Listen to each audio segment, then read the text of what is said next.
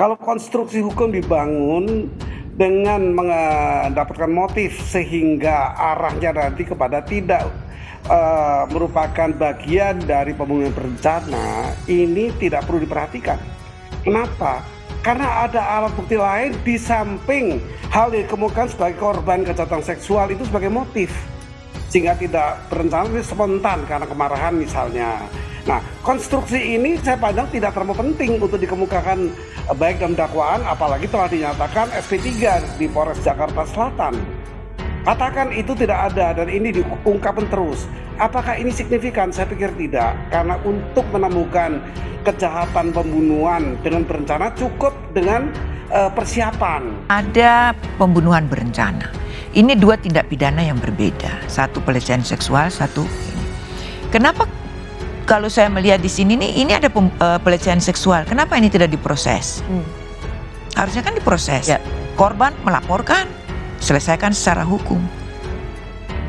Kalau ini lalu merembet menjadi terjadi suatu pembunuhan berencana, ya maaf ngomong kalau kita bisa mengatakan secara ini loh, kok jadi kita sepertinya seolah-olah main hakim sendiri, mengadili sendiri. Seharusnya kan tidak kan? Nah, ada sanksinya kalau ini tidak benar. Sekecil-kecilnya yaitu contempt of court. Bagi penasihat hukum, ini sudah dialami banyak pengacara, advokat. Kalau dia mensuapkan tanpa dasar, kemudian bersifat tidak benar, maka itu sanksinya, yaitu sanksi atas contempt of court bagi seorang penasihat hukum atau advokat yang tidak berkaitan tapi membantu untuk mensuapkan kabar yang tidak benar. Pakar yakin hal ini jadi motif Ferdy Sambo habisi Brigadir J. Dari Jakarta dikutip dari kompas.com.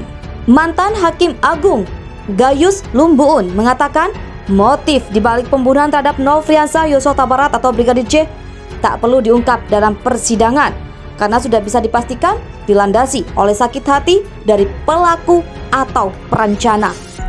Dalam teorinya, semua pembunuhan berencana pasti didasarkan atau dilandasi karena sakit hati, benci atau marah. Itu sudah pasti, hampir seluruhnya ya.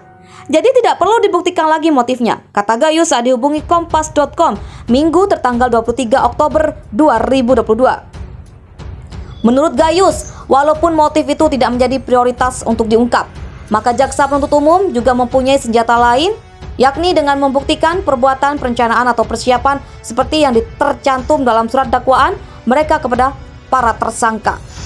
Terdakwa Ferdy Sambo dan Putri Chandrawati yang merupakan pasangan suami istri, dalam nota keberatan atau eksepsi, mereka menyatakan surat dakwaan jaksa tidak menggambarkan secara utuh dugaan peristiwa yang melatar belakangi pembunuhan terhadap Yosua. Ferdy Sambo dalam eksepsi bersikeras menyatakan Yosua melecehkan istrinya di rumah pribadi mereka di Magelang, Jawa Tengah pada 7 Juli 2022. Sehari kemudian Yosua kembali ke Jakarta bersama rombongan dan dia dihabisi di rumah dinas Sambo di Kompleks Polri Duren 3, Jakarta Selatan pada sore hari sekitar pukul 17.17 waktu Indonesia Barat. Terkait dugaan pelecehan yang belum terbukti itu, kata Gayus, jaksa penuntut umum tidak mempunyai kewajiban untuk membuktikan hal itu dalam persidangan. Gayus mengatakan JPU juga bisa berupaya membuktikan proses perencanaan pembunuhan terhadap Yosua dan tak perlu mengungkapkan motif dibalik pembunuhan. Motif 340, pembunuhan berencana, bisa diambil dari satu upaya mendukung perencanaan itu. Misalnya, disampaikan motifnya bukan harus ada pelecehan seksual sebagai motif. Motif bisa tidak diperlukan sejauh ada hal yang bisa dikatakan ada persiapan, ujar Gayus.